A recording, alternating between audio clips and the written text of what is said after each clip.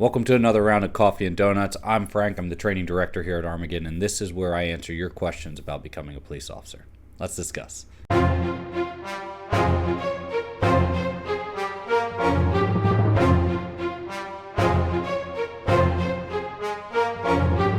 Hey, before we get started, if you want to get your questions answered, you can put them on any of our social platforms. We get around to answering them, or you can go over to our new blog and leave a comment in our comment sections.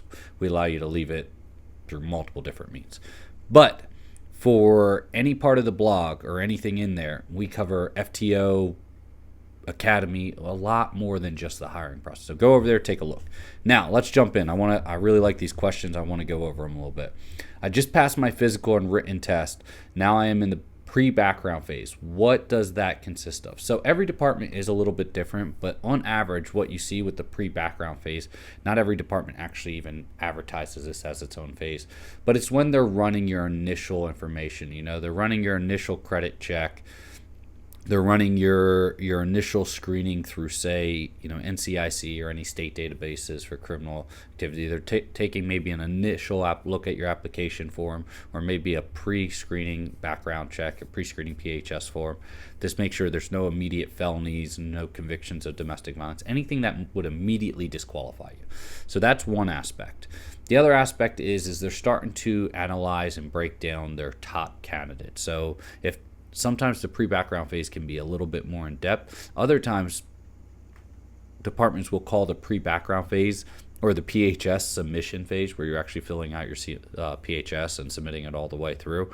That's the pre-background phase, and then the actual background phase is you or them doing all the reviews and follow-ups and reference checks and everything like that. But it usually just comes down to the fact that they're looking into your initial screening of what they can see. So, when we run a candidate's background and we get, maybe their last 7 or 10 years of history, and we look at their social media profile or report that comes through, that is a lot of times what we mean that's a lot of times what they mean when they say a pre-background phase. So hopefully that helps. Next question. Hey, Frank, I recently was told I'm being DQ'd from my number one department. Sorry to hear that. They gave me an option to appeal it in front of the board. Have you ever seen an appeal be overturned, or would I be wasting my time?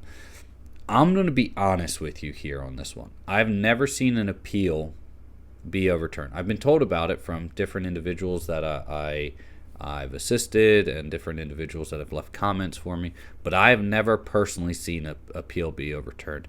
Out of the thousands of candidates, or tens of thousands, I've lost track at this point, of candidates that I've talked to or worked with throughout the years, I've never actually seen one personally be overturned. I have heard they've once again been overturned, but that's hearsay. I've never actually witnessed it or have seen any proof of it.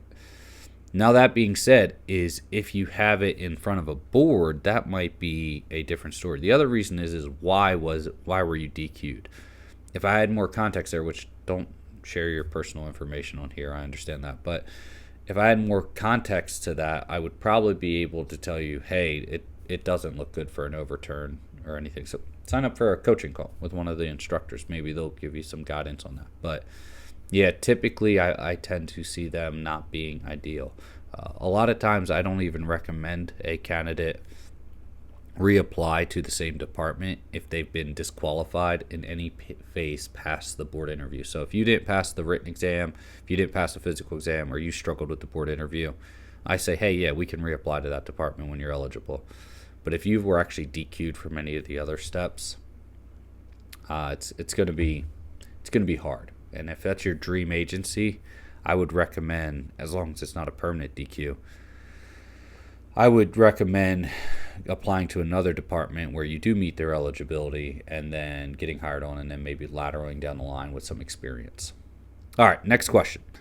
I just accepted a conditional offer from one of my departments. Congrats, love that. And I also have a second panel interview scheduled for another since I passed the polygraph. Congrats on passing the poly. Huge step, by the way. They are both equally desirable departments. How should I proceed professionally and ethically with other departments' second panel interview? Thank you. I like this. Actually, I love everything you're saying. You're articulating yourself really well. You're trying to do it ethically and professionally. Yes. So let's talk about you here. Let's focus on you personally for a minute here. While a conditional offer is saying that we will employ you, it's not a guarantee, right? So unless, and some departments have called it a conditional offer just going into the academy, that's really rare. So hopefully it's not one of these rare occasions. But if you're talking about an actual, just a conditional offer saying like you need to still pass your medical, your psychological, your polygraph, or some version of some of those, and then we'll give you a final offer and an academy and a start date. If you don't have your start date, like official start date, and you haven't signed employment papers, not a conditional offer, but employment papers where you are starting and being paid this day, then you're on what I call a conditional offer. Now, that being said, a conditional offer, they can pull you any aspect because you're still in the background phase throughout the entire process. So if they say, hey, we just found something we didn't like, they can pull that offer. So just know they have all the power in that aspect. The big thing with this, I would say, for speaking with the second, is be honest and upfront, but be professional, like you mentioned on here. And I would do that like this. I would say, yes, I have applied to multiple departments. I've completed these steps with this department. They have made me a conditional offer. However, which I'd be happy to work for them. Like I said, I've identified my top 3 departments, and you guys are all at the top of the list. And if they do make me a final offer, I would be willing to accept it. But I also would be willing to accept, or I would be wanting to accept an offer from this department if one was made. And then you're using them not to compete against each other. They will naturally do that. But you're using that to show, hey, I'm going to accept. I identified my top 3 departments. I'm going to accept the first department that makes me a final offer. End of story. And then now it's on the departments to decide whether or not they're willing to work for a viable and good candidate. And based on how you articulated this and you passed your poly and you're talking about being ethical and professional, you're sounding like a good candidate to me. So I would definitely go into it that approach. Just tell them where you are with the other department. Hey, yep, I just completed my board phase. Yeah, I've already completed my polygraph phase. Usually, and I understand it depends on state, and it sounds like you're one of those states that kind of do it a different way. But typically, you wouldn't be getting a panel interview, right? Yeah, panel interview after the polygraph phase. But some departments do poly first. Some departments are kind of civil service setup where you do a polygraph or you do a general screening and then you go sit down and talk to departments. So yeah, I think that would be the optimal situation. But that's the way I would go through it.